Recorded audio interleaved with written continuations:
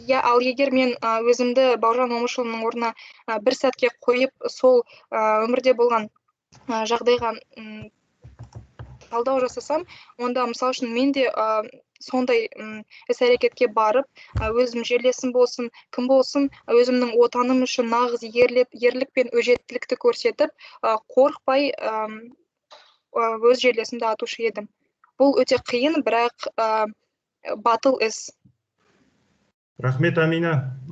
Жауабың өте керемет болды. Жауабың бізге ұнады. Рахмет. Үлкен саған. Тағы да жауап берем деушілер бар ма, құрметті оқушылар? Мен ойымша, Я өзің таныстырып өтсең? Мен Тоқтар Шұғыла, Тоғызов есімі. Шұғыла айта ғой. Менің ойымша, сол кездердің талабы мен жағдайы бойынша ол дұрыс деді, бірақ толықтай деп айта алмаймын. Олардың қолында бүкіл елдің өмірі, болашағы.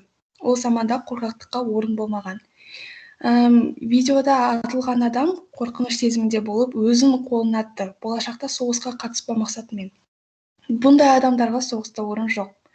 Олар өз қорқақтығына байланысты өз серіктерін, жолдастарын атып жіберуі мүмкін. Алайда оны атып тастағаны бұрыс болды. Мен Бауыржан Момышұлының орнында болсам, сарбазды жай ғана босатар едім, себебі ол аса үлкен қиянат жасаған жоқ. Жақсы, рахмет.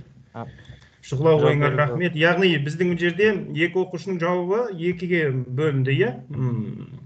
Мысалы, яғни мысалы біздің бір оқушы, яғни дұрыс деді, біреуі, яғни бұрыс деген ойға келді. Жақсы, тағы да ары қарай. Айтуға болады ма? Болады, әрине, айтамын. Болады. Мен Ризабек Расылмын. Мен осы оқиғамен негізі таныспын. Волоколам шоссесі атты кітап арқылы. Сол жерде жалпы айтылған, Бауыржан Момышұлы алдауды, сатқындықты өте жек көретін адам. Әсіресе алдағанды өте қатты жек көрген. Сондықтан ол осындай өзінің жерлесін өлім жазасына қиды, иә? Иә, менің ойымша бұл дұрыс, себебі сол кезде сатқын болған, ол өте қауіпті болған өз отанға. Менің ойымша Бауыржан Момышұлының ісі әрине қатал, өте қатал, бірақ та дұрыс. Жақсы, рахмет. Тағы ой қосам деушілер бар ма? Менің ойымша, кім? Бұл жерде мен атым Дархан. Дархан. Менің ойымша, Бауыржан Момышұлы бұл жағдайда қатыгез көріну мүмкін, бірақ мен олай ойламаймын. Себебі оған осылай жасауға құқылы болды. Себебі ол солдат өз отанын сатты, ел үшін күресуге дайын емескенін көрсетті. Сонымен қатар, егер Бауыржан Момышұлы оны кешіретін болса, онда басқа сарбаздарда мен де қашса, мен де кешірет деген ой қалыптасу мүмкін болған. Сондықтан Бауыржан Момышұлының осылай істегені дұрыс деп ойлаймын. Жақсы, рахмет Дархан, саған жауабыңа өте жақсы жауап. Мен қосып кетсем бола ма, Айтанова Аружан? Жақсы. Аружан айта ғой. Істеген әрине де дұрыс болды. Өйткені және Дархан деген, Сұлтанғазин Дархан айтып кеткенде, ол басқаларға өте қатты жаман үлгі болушы еді. Яғни ол дисциплина бұзылушы еді біріншіден, екіншіден басқаларда мүмкін сатып кетуі мүмкін болушы еді. Одан да жаманырақ болушы еді. Бірақ мен байқаған көп ешкім Бауыржан Момышұлы не сезгенін айтпапты. Сондықтан мен соны айтып кетейін дегем. Біз орыс тілінен бір отрывок оқыған, бір оқығанбыз. Ода айтқан бұрын Бауыржан Момышұлы осы жағдайда. Бұрында мен әкемді шөл далада жыландырған. Содан ол өзінің ниетін бірақ кесіп саған. Сол жылан қайта басқа жерлеріне де ұтаратпау үшін. Сол сияқты мен де өзім ниетімді кескендей болдым деді. Ол етін кесу деген адамның өте қиын болады. Оған өте қатты көп батылдық керек. Ол ауруды сезу керек. Сол сияқты мен ойымша ол Бауыржан Момышұлы бұл сарбазды өлтіргенде де, оны атып жібергенде де, оған өте қатты өзіне қиын болды моральдық жақтан. Әрине дұрыс. дұрыс шешім болды. Бірақ бәрібір де менің ойымша оған өте қатты қиын болған. Соны да ұмытпайық. Ол да адам ғой. Жақсы. Енді бұл жерде негізгі ойға өте қатты жақындадың, Аружан. Негізі бұл жерде Бауыржан Момышұлының әкесі жас кезінде далада қой бағып жүргенде қара құрт шаққан, санынан. Сонда дейді, қара құрттың шаққан жерін дереу арада пышақпен кесіп бір жапырақ етті лақтырып жібердім депті. Бірақ бір жапырақ етті лақтырдым депті. Соны Бауыржан мысалға келтіріп, егер де дейді, мен сол сарбазды атпағанда дейді, соның бүкіл уы дейді, мына батальонға тарар еді дейді. Ол қандай у? Яғни ол қорқақтық уы, қорқақтық уы бүкіл батальонға тарап, яғни біз барлығымыз соғыста мерт болар едік дейді, қашып. Біріншіден ұятты өлім болар еді, нағыз өлім емес, ұятты өлім болар еді. Сол себепті әкемнің қара құрт шаққанда уы денеге тара кетпей қалай кесіп лақтырып жіберді дейді, мен де дәл сол сарбазды сол үшін өлтірдім деген екен. Жақсы, балалар, ойға дәл жеттіңдер, рахмет сендерге.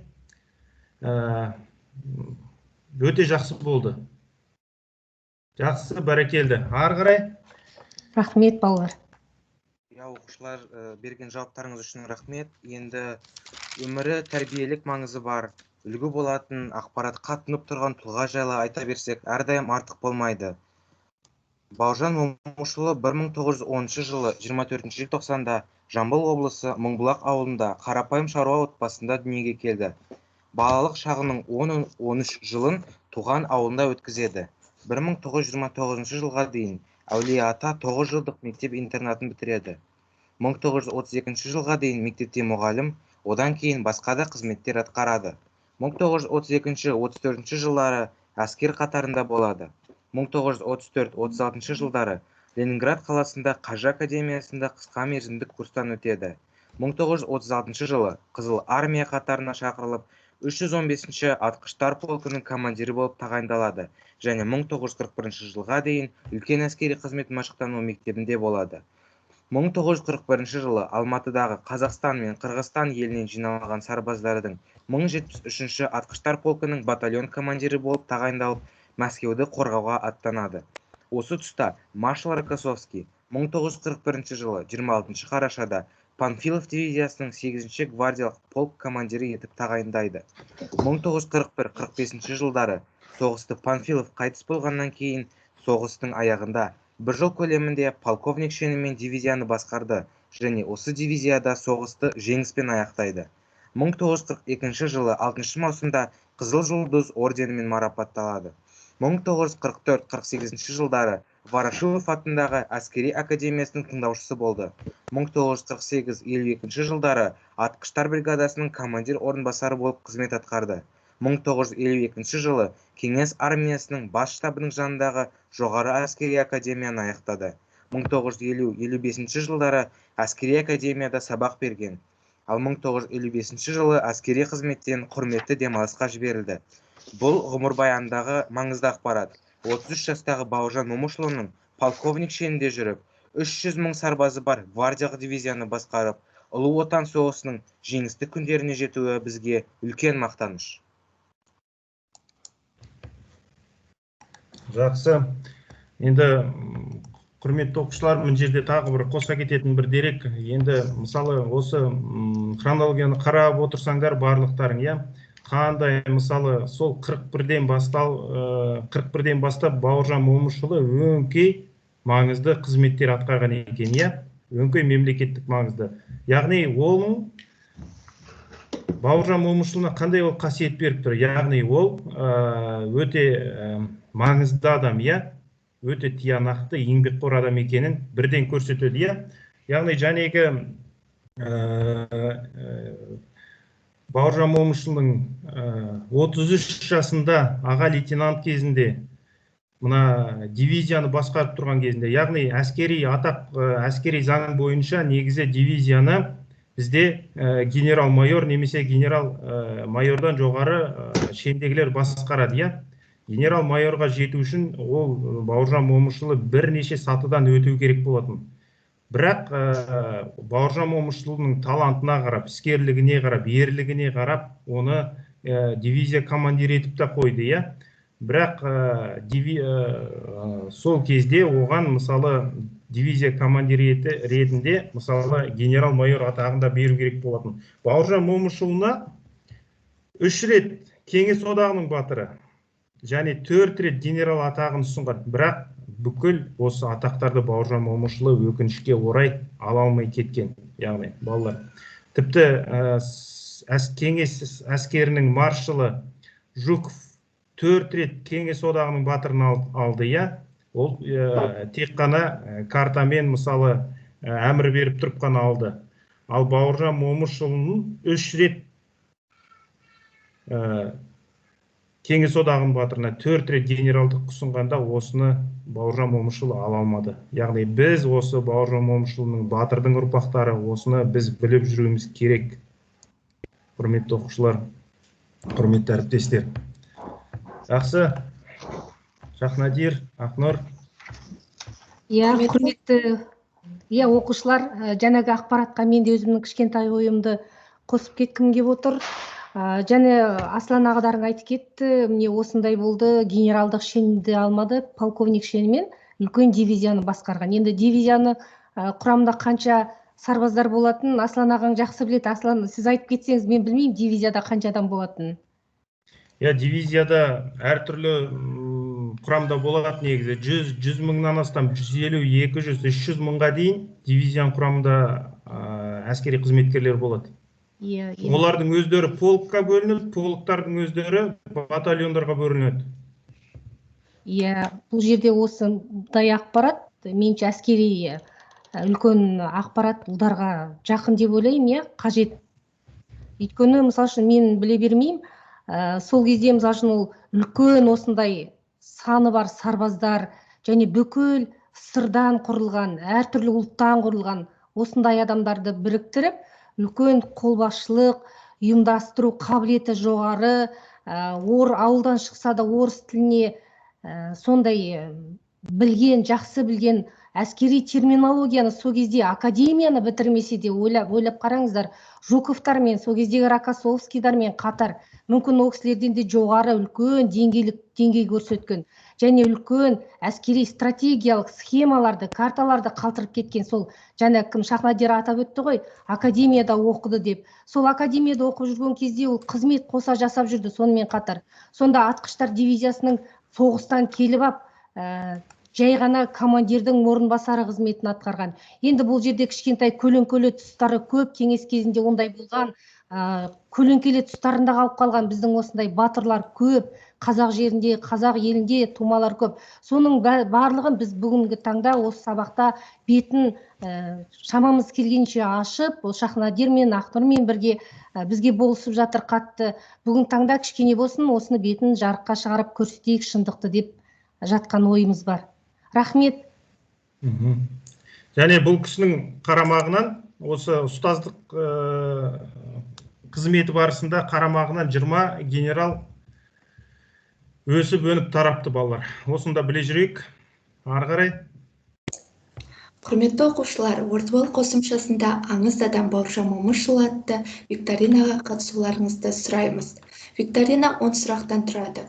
Дұрыс және көп жауап берген оқушы тәтті сыйлық алады. Белсенді қатысып, сұрақтарға дұрыс жауап берулеріңізді сұраймыз. Майра апай, сәл үлкейтіп қойсаңыз. Жақсы, естіліп тұр, көрініп тұр оқушылар. Жақсы. Алғашқы сұрақ. Бауыржан Момышұлының әжесі кім? Жауаптары: қыз туған, қырмызы, қыз тумас, қымыздық, қыргүлі, қызғалдақ. Егер де дұрыс жауабын білсеңіздер, микрофонды қосып, өздеріңізді таныстырып, ойларыңызбен бөліссеңіздер болады. Айтсам бола ма? Айта ғой. Аты жөніңді айта кете ғой. Ғабит Аружан, 8-ші Б сыныбы. Жақсы, Аружан. Бауыржан Момышұлының әжесінің есімі қыз тумас. Бәрекелді, Аружан. Жақсы. Молодец. Ой, Келесі сұрақ. Волоколамское шоссе қазақ тілінде қандай атаумен жарық көрді? Ақиқат пен аңыз, әке өсиеті, шындық пен аңыз, арпалыс, ұшқан ұя, арпалыс пен шайқас. Жаңағыдей дұрыс жауабын білсеңіздер, микрофондарыңызды қосып, атыңызды айтып, жауабыңызбен бөлісіңіз. Балалар, белсендірек отырайық, барлығымыз қатысып отырайық. Білсек жауабын дереу арада айта қояйық. бағана осы кітапты оқыған бала бар болар не? Ол бала білу керек. Дұрыс болмай шықса да өз жауабыңызбен бөлісіп тұрсыңыз. Ештеңе етпейді, оқасы жоқ балалар. Біз білуге отырмыз ғой осы жерде, білу үшін, айта қойыңдар. Менің ойымша ақиқат пен аңыз. Дұрыс емес. Менің ойымша арпалыс. Кім айтты? Аружан? Айта қояды. Ғабит Аружан 8-ші сыныбы. Аружан 2 сұраққа жауап берді. Бәрекелді. Жазып қойдық Аружанды. Рахмет. Келесі сұрақ. Қызтумас әже әңгімесі. Кемпіртас туралы аңыз, қарлығаштың құйрығы неге айыр, бір сөз, күн мен ай, ат шапқан көлі, барша сұлу. Белсендірек қатысып жауаптарыңызбен бөлісулеріңізді сұраймыз. Балалар, Қызтумас әже ұшқан ұяда Бауыржанға қандай ертегілер айтты, ұйықтап жатқанда, жатар алдында? Қарлығаш құйрығы неге айыр? Бір адам жауап берсеңдер. Жақсы. Қарлығаштың құйрығы неге айыр?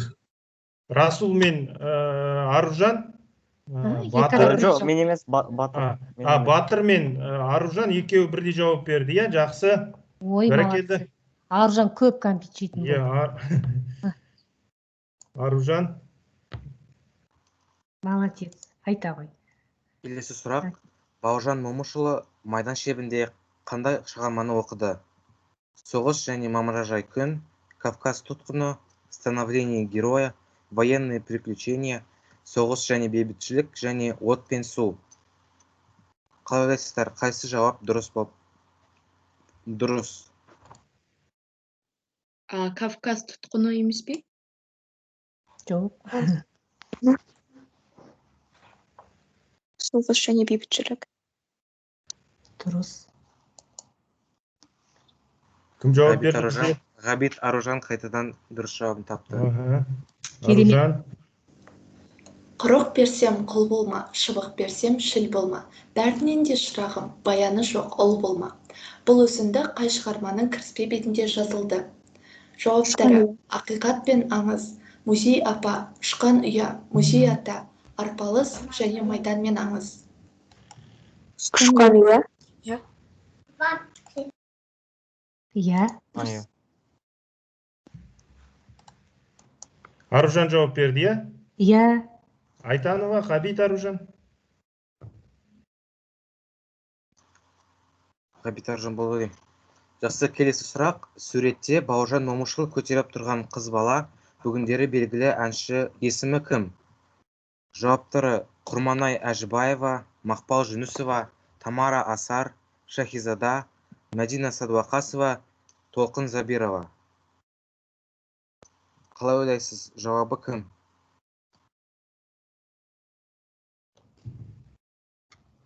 Ойланайық. Балалар, әріптестер. Мүмкін әріптестер де бар шығар жауап беретін. Құрметті. Құрманай Әжібаева? Құрманай Әжібаева. Жоқ, балалар. Жоқ, тағы кішкене ойланып көріңіздер. Әріптестер.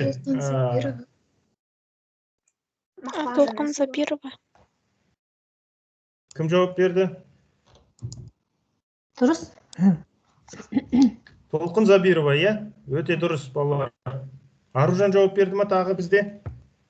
Комментті қарап отырыңыздар. Коммент бойынша жауап берген адамдар бар. Рахмет, Айбат мырза.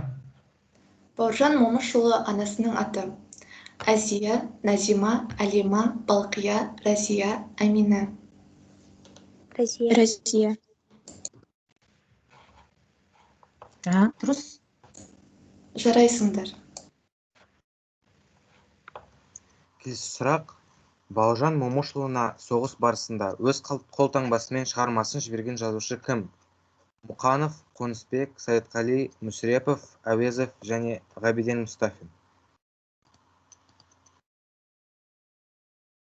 Яғни бұл жерде бұл Бауыржан Момышұлының жолдасы деп те айтуға болады. Әріптесі, жолдасы, араласқан кісі, бірге жүрген, қасында жүрген. Мұхтар Әуезов. Жоқ. Сәбит Мұқанов. Кім айтты? Дұрыс, балалар. Сәбит Мұқанов. Кім жауап берді бізде? Жазып қойып айта қойыңдар. Бір-бірден білесіңдер ғой, жазып айта қойыңдар. Келесі сұрақ. Роман 8 тараудан 389 шумақтан тұрады деп қай шығарма туралы айтты? Медный всадник, Белые ночи, Қара сөздер, Путешествие из Петербурга в Москву, Евгений Онегин, Мыс Салтатты.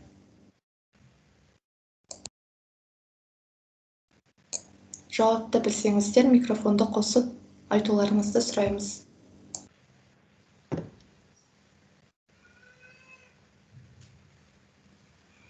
Бұл сондай жан-жақты болған ғой, ойлаңыздаршы. Қазақ әдебиеті мен дүниежүзілік әдебиеттің барлығын білген, жатқа білген. Евгений Онегин. Дұрыс, кім айтты? Жаз қойыңыздар атын. Сабина. Слямханова Сабина.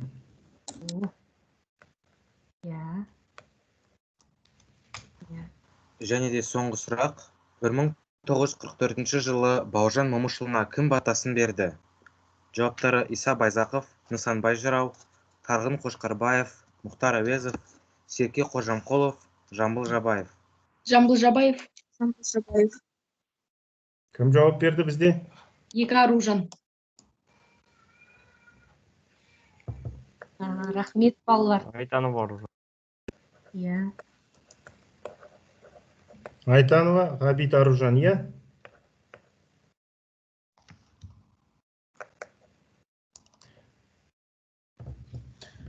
Бәрекелді балалар, енді бұл жерде қорытындылай келетін болсақ, осы викторинаны.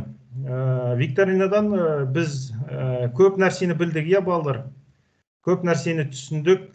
Өте бір арасында бір өте қызықты да сұрақтар болды, Мысалы, Толқын Забирова дейді, қазір мысалы қазақ эстрадасында ән салып жүрген апайларымыздың бірі, Ол кісі бақытты шығар деп ойлаймыз. Себебі Бауыржан Момышұлы көтеріп тұрып суретке түскен. Әрбіріміз, мысалы, мен өзімді алсам да сол кезде, мысалы, бала болып, қазіргі кезге жетсем, мысалы, Бауыржан Момышұлыдан бат алсам, мен өте бақытты жан деп өзімді сезінер едім. Бірақ әттең ол кезде өмір сүрген жоқпыз. Сол себептен мен бұл кісіні бақытты кісі деп ойлаймын. Балалар. Айтады екен, Бауыржан Момышұлы. Енді міне жерде Аружан бізде өте белсенді болды, және Ғабит Аружан. Аружан өте белсенді болды. Аружанға бірінші орынды біз толық бер аламыз. Және менің әріптесім Айбат Мырза Талдықорғаннан алғашқы әскери дайындық пәнінің оқытушы ұйымдастырушысы өте белсенді болып жатта жазып отыр, міне сұрақ айтып отыр, Екі сұраққа жауап берді. 9-шы бейсітімінде Сабина және Айтанова Аружан өте белсенді отырды. Рахмет сіздерге, ойларыңызбен бөліскендеріңізге, жауаптарыңызға. Жақсы, ары қарай Шахнадир, Аружан. Енді жалпы Бауыржан Момышұлы туралы ақпарат әлі де табылып жатыр, жаңа ақпарат. Және Бауыржан Момышұлы туралы жаңа бейнежазбалар табылды. Бейне ақпарат батырдың 1944 жылы соғыс госпиталінен жарақат алғаннан кейін 2 айлық келге демалысқа келіп қайтқан кезінен толық мағлұмат береді. Майра апай, сіз қоса аласыз ба? Қосай.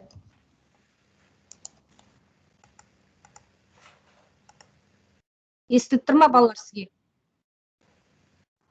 Звук қостыңыз ба? Жоқ, дауыс жоқ. Дауыс жоқ, кешіріңіздер. Системный звукты қосып жіберіңіз, Майра апай. Қазір. Звук компьютері. Қазір. Ой, мен осы арқылы істемесем қазір. Так. кешіріңіздер, ақау болып кетті кішкентай. Естілді.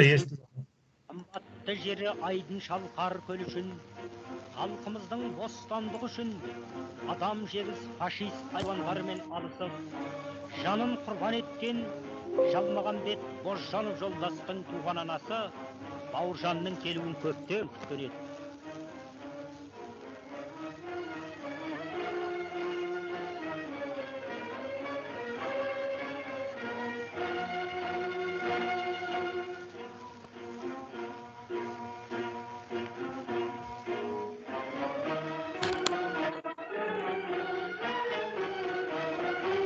Міне Бауыржан келіп, сағынған баласын ардақтана қысып сүйіп, өлгені тіріліп, өшкені жанғандай қуанды.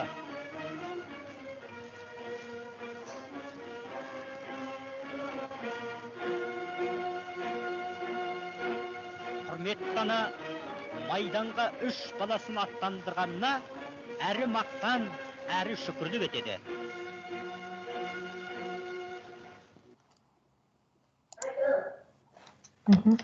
Жақсы, Майра апай, рахмет. Паділетіңізді қосып қойыңыз. Осы бейнебаяннан кейін қызып жатқан майдан даласынан қан көріп, батыр деп танылып қайтқан Бауыржанды біз тағы қандай адамгершілік тұрғыдан танып отырмыз. Халық арасына келіп тоқтамай еңбек етіп жүрген батыр туралы сіздерде қандай ой пікірлер қалыптасты? Құрметті әріптестер, сіздерді жауап берулеріңізге болады, құрметті оқушылар. Енді біз Бауыржанды тек қана батыр деп қана мысалы танимыз ғой, бірақ халықтың арасында келгенде, мына жерде тіпті Бауыржан Момышұлы балаларды құшақтап отырған кезде, аналарға келіп амандасып, Бозжанов деген, яғни өзінің қарамағында болған ол әскери қызметші, соның қазасынан кейін келіп, соның анасына келіп амандасып жатқанына қарағанда, жазушыларға келіп сұхбат беріп, халықпен кездесіп жүрген Бауыржанды біз тағы қандай қырынан танып біліп отырмыз? Осыған жауап берсе. Қарапайымдылығымен танып отырмыз. Өздерің таныстыра кетсеңдер, балалар, аты жөндеріңді айтып. Мен Ризабек Расулмын. Осы жәнегі көрген видео арқылы біз Бауыржан Момышұлының қарапайымдылығын көре аламыз. Ол да кәдімгі адам екенін біле аламыз. Және соғыстан кейін де ол өзінің халыққа жиналып оған онымен сұхбаттасып, халықты ұмытпағанын көре аламыз. Жақсы. Айбат мырза, сіз не дейсіз? Менің әріптесім Талдықорған қаласы, Назарбаев зияткерлік мектебі. Бауыржан Момышұлы атамыз жазушылық қасиетімен танылған, және ол соғысқа дейін ұстаз болған, мұғалім болған. Бұл айта кетсе болады. Жақсы. Енді бұл жерде тағы бір қоса кетерім, бұл тағы бір үлкен қасиетін көрсетіп тұр, құрметті оқушылар, әріптестер. Яғни халық арасына келіп, аналарды құрметтеп, келіп амандасып, яғни негіз айтады ғой, соғыстан келген, қан кешіп жүрген адамның психологиясы өзгереді деп, адам қаталдана түседі, адам көп сөйлеспейді, сырын айтпайды деп. Яғни бұл жерде біз мүлдем басқаша көріністі көріп отырмыз. Бұл кеп жарқылдап, көзден отын шашып, және көрдіңіздер, аналарды, балаларды құшақтап отырғанына қарағанда, яғни бұл адамның біз мысалы батыр деп қана танып көріп өстік бала кезімізден. Бұл адамның, яғни осы кезге дейін мен білмеппін өзімді, бұл адамды басқаша қырынан танып отырмын қазір. Рахмет, Айбат мырза, Расул, жауаптарыңызға. Мүмкін тағы әріптестер бар шығар жауап берем дейтін. Оқушылар, қалай ойлайсыздар сіздер жаңағы видеоны көргеннен кейін бейнебаянды? Жақсы. Ақнұр, Шахнадир.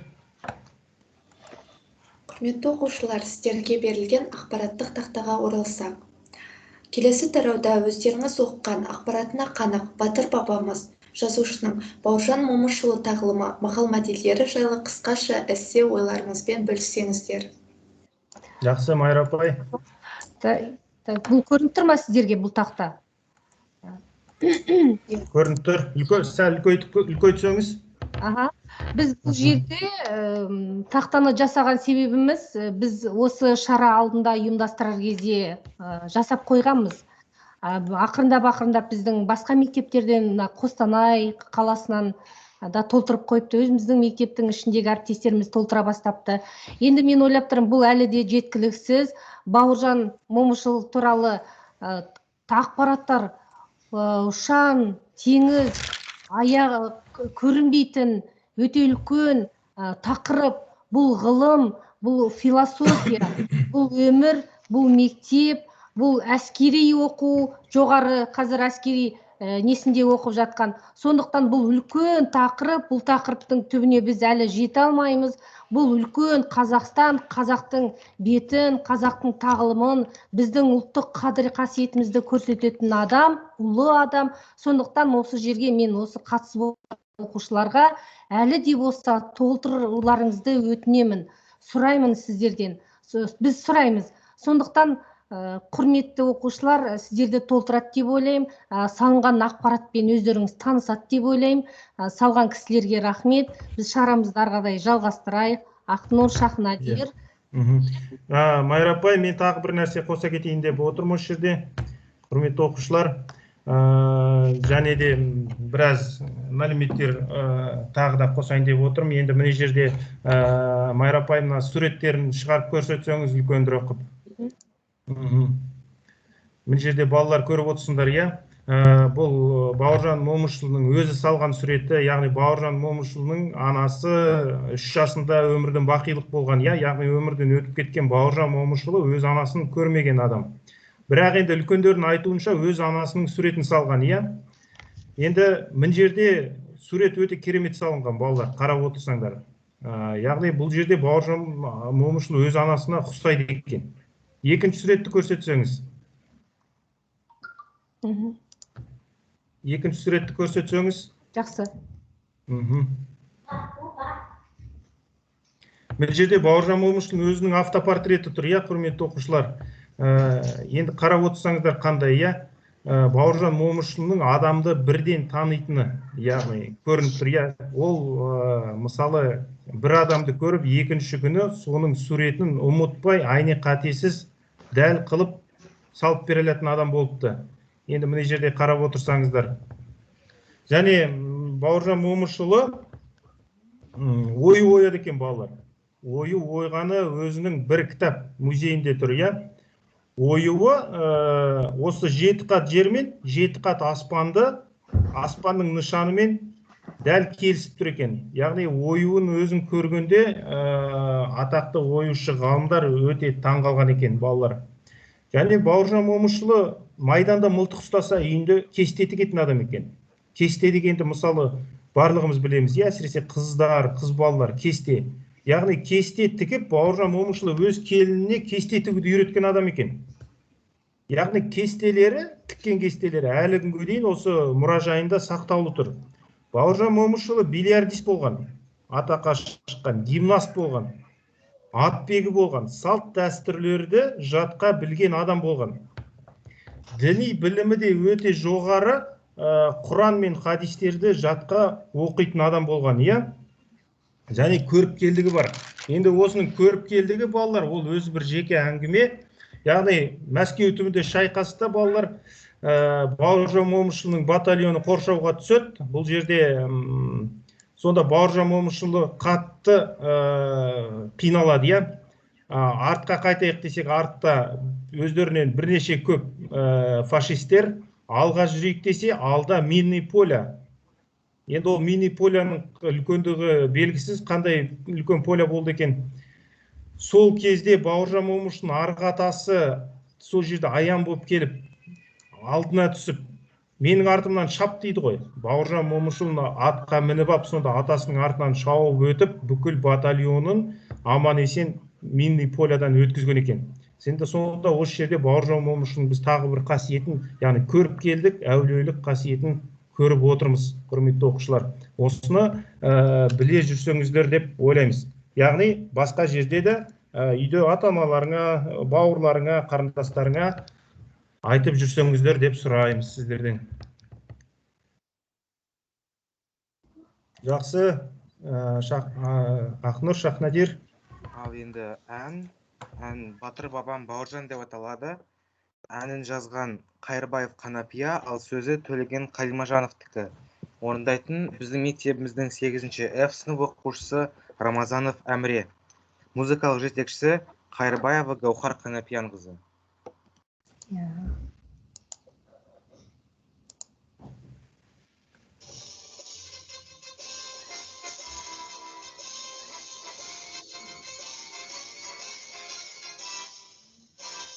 Сен қазақтың қорған едің, қоршап тұрған орман едің, рухым биік асыл тетім, садаған боп кеткен еттім. Батыр бабам бұл кенедің, қасиетіне басиды елің, аңыз болған құдіретің, ұран болып мәңгі кеттің. Сен қазақтың айбат едің, жастарыма қайрат бердің, қайтпас жолдан қайтар ерім, үлгі қылдап өтсем еттім. Батыр бабам бұл кенедің, қасиетіне басиды елің, аңыз болған құдіретім, ұран болып мәңгі кеттім. Батыр бабам бұл кенедің, қасиетіне басиды елің, аңыз болған құдіретім, ұран болып мәңгі кеттім.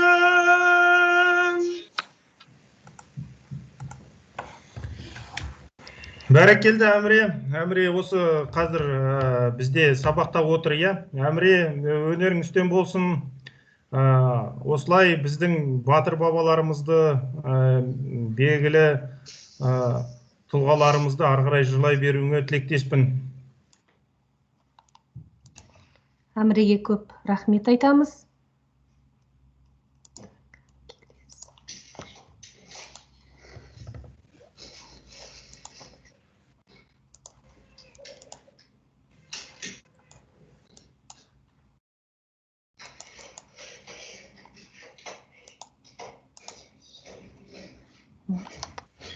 Кешіріңіздер.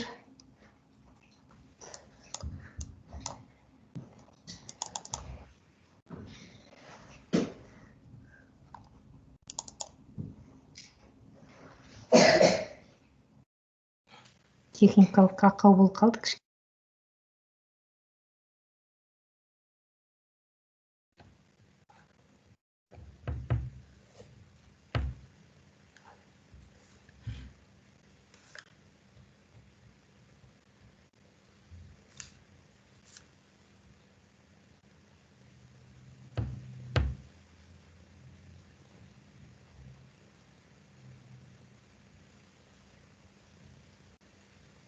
Тимста ақауықтар болып тұр. Біраз, иә? Қосыл алдыңыз ба, Арапай? Міне қосылды.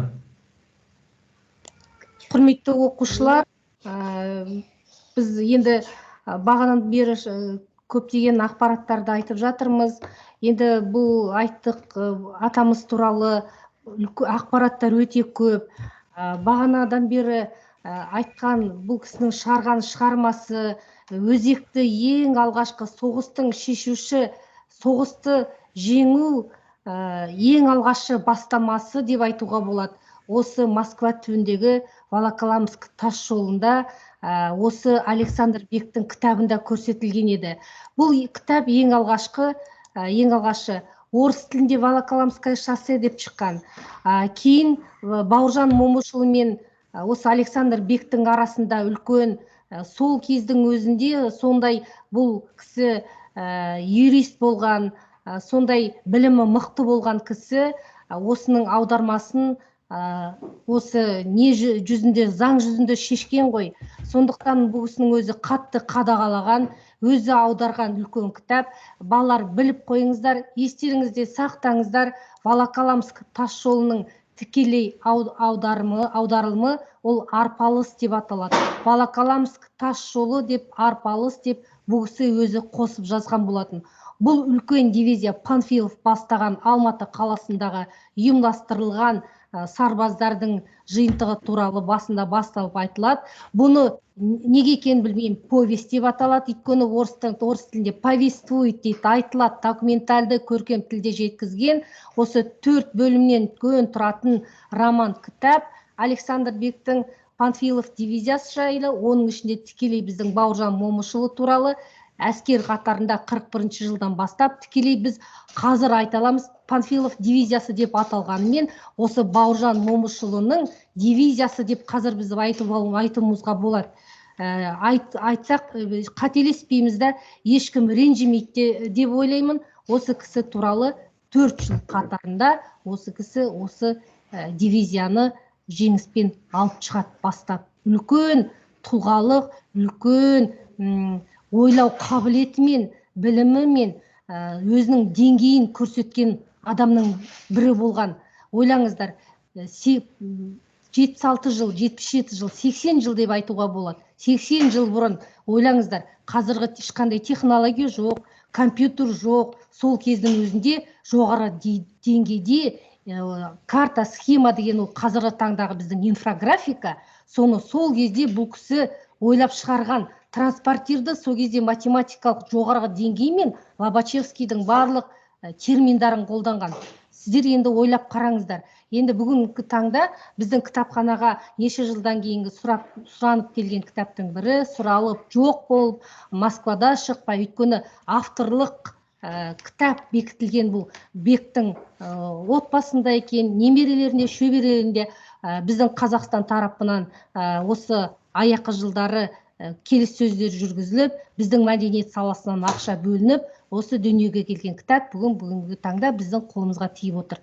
Сіздерге осы кітапты біз ұсынамыз, оқыңыздар балалар. Үлкен сондай тарихи кітап. Осындай бүгінгі біздің ақпаратымыз балалар. Ақнұр, айта қойыңыздар. Аслан, сізге сөз. Иә. Енді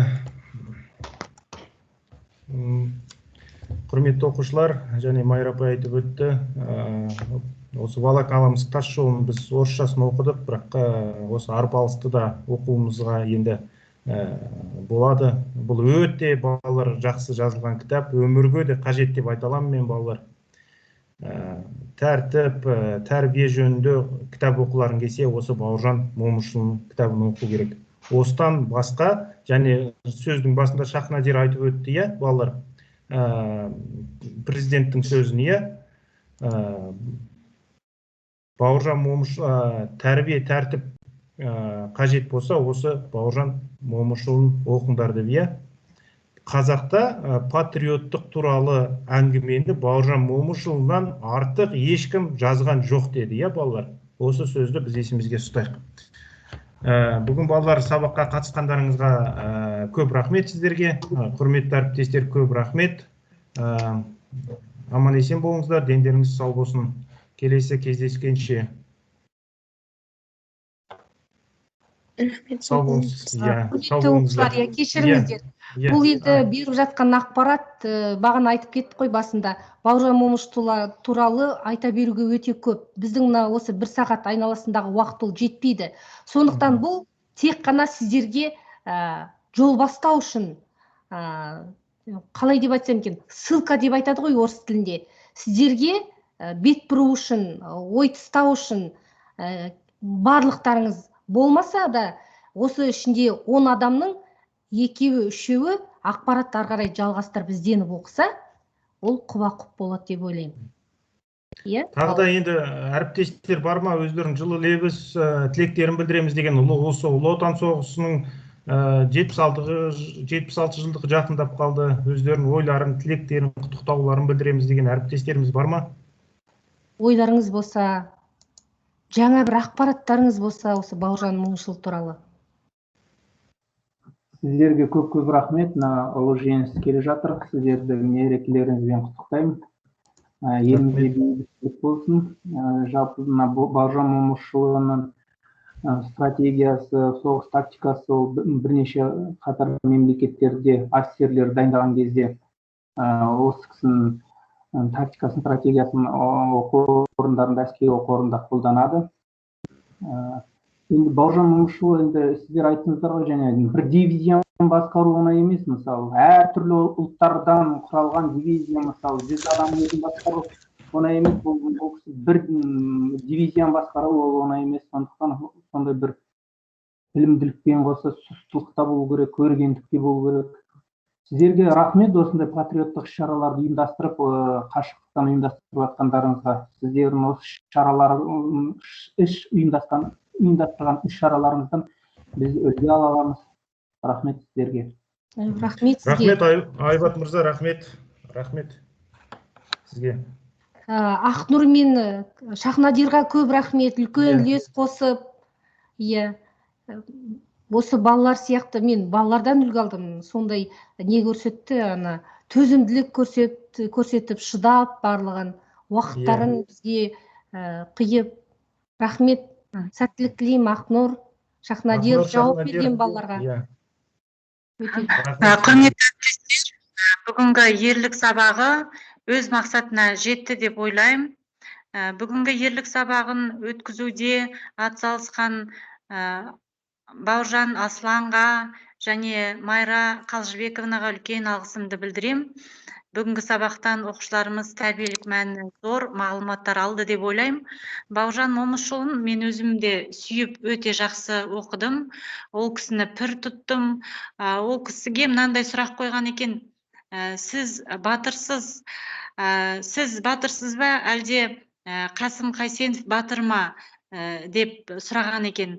Сол кезде ол кісі айтқан екен: жоқ, Қасекең батыр. Менің алдымда жауларым көз алдымда тұрса, ал Қасым Қайсеновтың жаулары мүлде алдында жоқ, көрінбеген, жау қай жақтан шыққанын білінбейді. Сондықтан батыр мен емес, батыр Қасым Қайсенов деп жауап берген екен. Бұл жерден түйетін ой, әрқашан қазақ бір-бірін батырым деп бағалаған екен. Сол сияқты, құрметті оқушылар, бір-бірімізді батырым деп, қасымызда жүрген батырларымызды, қасымызда жүрген жанға жақын адамдарымызды батырым деп жүрейік. Әрқайсыларыңыз ерлік жасауға лайықсыздар. Әрқайсыларыңыз бүгінгі күні батырсыздар. Өйткені сіздер осындай зияткерлік мектепте оқып жатқан батырсыздар. Сондықтан осы деңгейден түспейік. Рахмет, мереке барлығымызға құтты болсын. Рахмет, тоқтасына сізге үлкен рахмет. Мысалыңызды қосып қоямыз сабағымызға. Жақсы. Рахмет. Рахмет. Сау болыңыздар. Жақсы, онда сау болыңыздар. Сау болыңыздар. Рахмет сіздерге. Сау болыңыздар. Сау болыңыз. Сау болыңыз. Рахмет, сау болыңыздар. Сау болыңыздар.